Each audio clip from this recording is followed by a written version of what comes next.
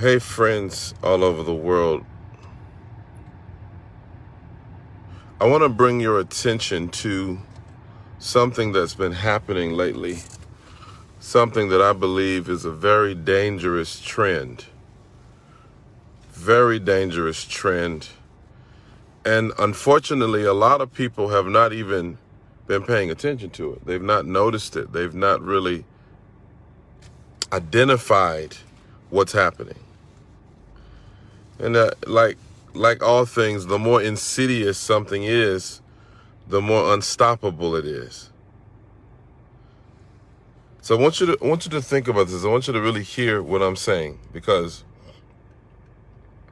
I believe that this is one of the most severe existential threats that we are facing in the world today. Not a virus, not even racism. I think that this is the most severe, diabolical, existential threat to the human race that we face today. And that is, please stop. And that is the removal, or should I say the death, of morality. The death of morality and truth. Many of you haven't paid attention to this, but our society is facing the extinction of morality. I'm telling you, there are power structures that be today that don't want right and wrong to exist anymore, that don't want objective truth to exist anymore. So we are now convoluted with subjectivity. Everything is relative. Everything is subjective to the individual. Nothing is objective anymore. Or at least that's the agenda, that's the plan. To make society not just immoral, but to make society amoral. The difference between immorality and amorality is that immorality says, well, I know that there's a right and wrong, but I'm going to go against that standard. Amorality says there is no right or wrong anymore. I mean, notice how they've been playing with pronouns, playing with words. Now, if I even say he or she, I can be deemed discriminatory. I can be deemed racist. I can be deemed hateful because I say something that is actually in the dictionary that I was taught was the standard my entire life. And because now a small group of people seek to change the standard, anybody that holds to the standard that's been there is now aberrant, insensitive, hateful, intolerant. Oh, come on, hear what I'm saying.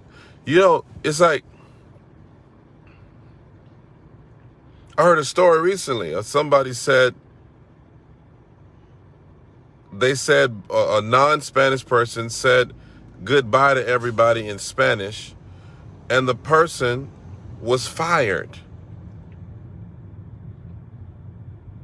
This is so concerning. If you're not concerned about this, you should be. You should be. If I say, watch this, it's getting to the point where if you say man or woman now, you are being intolerant. You're being insensitive. I can't even say, I went to the cologne counter the other day, and I said, well, is this a male fragrance or a female fragrance? He says, well, it's unisex. There's no such thing as a male fragrance anymore. No such thing as a female fragrance anymore.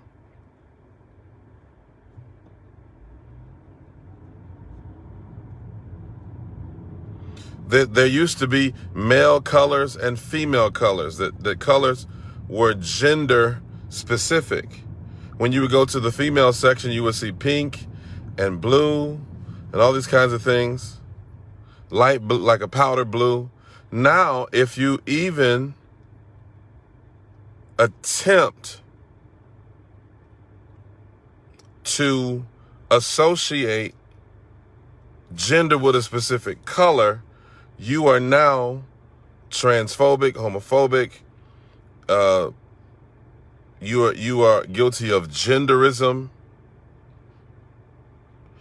But here's the thing that's amazing to me. How come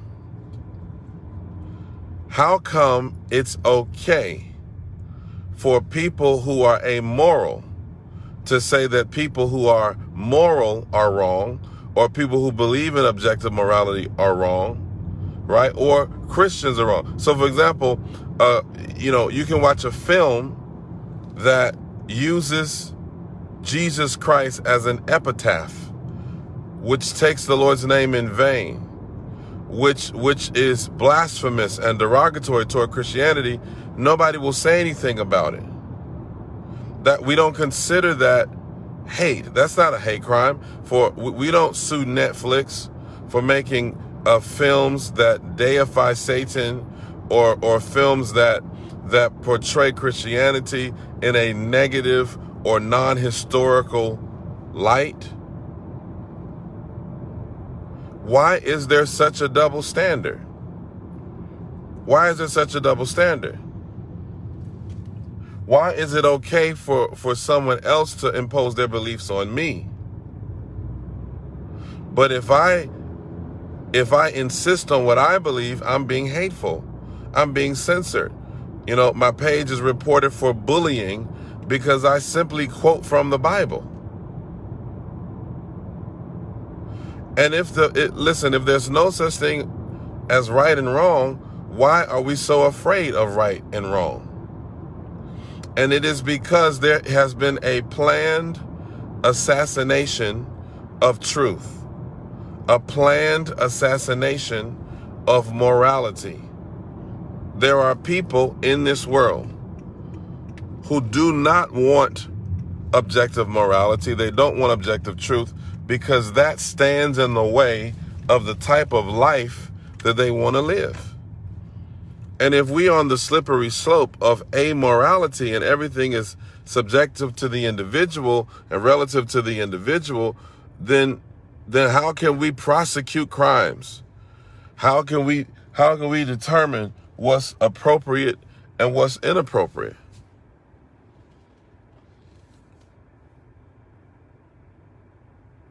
I have noticed for those who would seek to assassinate truth, truth is not a concept. It's not a philosophical iteration. Truth is not just an idea. Truth is a person. Jesus said, I am the way, I am the truth, and I am the life. And I have news for you.